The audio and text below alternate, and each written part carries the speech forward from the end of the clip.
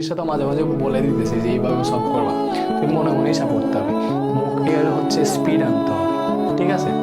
হ্যাঁ, আর এখনো যারা ভাইয়া বলি শেষ মুহূর্তে এখনো যারা ইয়ে করতেছে, পরীক্ষার আর বেশি দিন নেই ভাইয়া, বেশি হলে 4 মাস। এই 4 মাস যদি এখন যদি ঠিক মতো না পড়ো, ঠিক মতো যদি পড়ালেখাটা না করো, তাহলে চিন্তা করো এই 4 মাস পরে বা টেস্টেই দেখবা অনেক ভালো একটা রেজাল্ট করতে পারবো না, বা যদি ঠিকঠাক মতো খেয়াল করে না করো। 4 মাস পরে যখন পরীক্ষার সামনে চলে আসবে, তখন তোমার মনে একবার হইলেও পড়ার ইয়েটা আসবে। যখন বোর্ড পরীক্ষা চলে আসবে না, তখন একটা পড়ার ইয়ে আসবে, ছাপ আসবে, বা ফিল করতে পারবো আরে আমার তো কোনো কিছু মানে আমার অনেক কিছু বাকি, পড়া এখনো শেষ নেই। তখন যে মানসিক প্রেশারটা পাবা, যে একটা মানে আলাদা রকম একটা দুশ্চিন্তা, ডিপ্রেশন আইসা তোমাকে গ্রাস করবে, এবং ওই ডিপ্রেশনের জন্য তুমি চাইয়াও আর তুমি পড়তে পারবে না।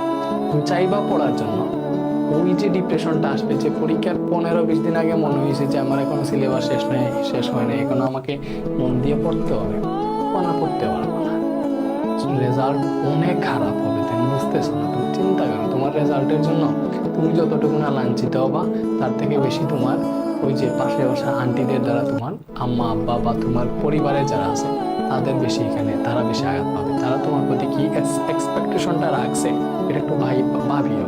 তোমার সব আবদার সব কিছুই তারা একদম মানে কোনো বিনা শর্তে পালন করতেছে, সব কিছু দিতেছে, তারপরে তুমি তাদেরকে কি দিতেছো? নিজের জন্য না হইলেও বাবা মার জন্য পড়ো। চিন্তা করো তোমার বাবা মা কি চাইতেছে, তোমার কাছ থেকে টাকা চাইতেছে না এখন। অবশ্যই তোমার বাবা মা চাইতেছে না যে তুমি তাদেরকে 10-20 হাজার টাকা এখন ইনকাম করে দাও, হ্যাঁ, এরকম কোনো কিছু এক্সপেকটেশন করতেছে না। জাস্ট এক্সপেকটেশন করতেছে যে একটা ভালো রেজাল্ট, আমার ছেলেটা একটা ভালো রেজাল্ট করবে। চিন্তা করো তোমার বাবা মা এটাই চাইতেছে যে আমার ছেলেটা একটা ভালো রেজাল্ট করবে, টাকা চাইতেছে না, পয়সা চাইতেছে না, কোনো কিছুই চাইতেছে না। এই ভালো রেজাল্ট করবে এটার জন্য তোমাকে কি কি দিতেছে? তুমি যা চাইতেছো ওইটাই দিতেছে, তুমি যা চাইতেছো ওইটাই দিতেছে। বাট তুমি কি আসলেই তুমি তোমার বাবা মা যেরকম এফোর্ট দিতেছে তোমার উপর, যে এক্সপেকটেশনটা রাখছে, যে দায়িত্ববোধ পালন করতেছে, তুমি কি ওইটা ব্যাক দিতেছো? না, তুমি তাদের বিশ্বাসকে ভঙ্গ করতেছো। তুমি পড়তেছো না, পড়তে বসে ফোন ইউজ করতেছো, এগুলো করতেছো, উদয় সময় নষ্ট করতেছো। এটা হচ্ছে এক রকমের, আমি বলবো যে এটা হচ্ছে বিশ্বাসঘাতকতার সাথে বেঈমানি। তুমি তোমার মা বাবার সাথে হচ্ছে কি বলে ব্যাড ট্রিট করতেছো, ঠিক আছে? বেঈমানি করতেছো, তুমি তোমার মা বাবার সাথে বেঈমানি করতেছো। যদি এরকম তারা সুযোগ সুবিধা দেয়, তোমার প্রতি এক্সপেকটেশন রাখে যে পড়তেছো বা তোমাকে পড়ানোর জন্য তারা যা যা প্রয়োজন সব করতেছে, বাট তুমি পড়তেছো না, তার মানে তুমি কি করতেছো ভাই? তোমার মা বাবার সাথে বেঈমানি করতেছো। প্লিজ এটা করবা না। বেশি না, আর মাত্র 4টা মাস ঠিক মতো পড়ো।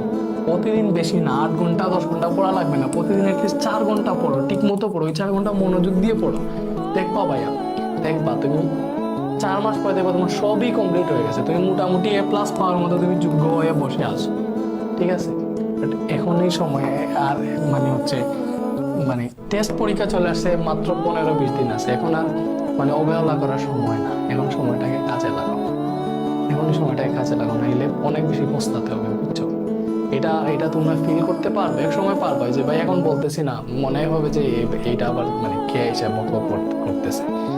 এক সময় বুঝবা যে ভাই কি বলছি, আমি নিজেও এগুলো ফেস করছি, যে এক সময় অবহেলা করলে এগুলো অনেক এক সময় গিয়ে মানে ছোট ছোট বালুকণা বিন্দু বিন্দু জল গড়ে তুলে মহাদেশ সাগর অতল। তুমি একটু একটু করে পড়া জমাইতেছো না, ওইটা এক সময় সাগর পরিমাণ হয়ে যাবে, তখন আর ওইটাকে কন্ট্রোল করা তোমার হাতের মধ্যেও থাকবে না, তুমি চাইলেও পারবে না। তো সময় থাকতে এখনই এগুলা শেষ করো, আস্তে আস্তে পড়াগুলোকে গুছাও, ঠিক আছে?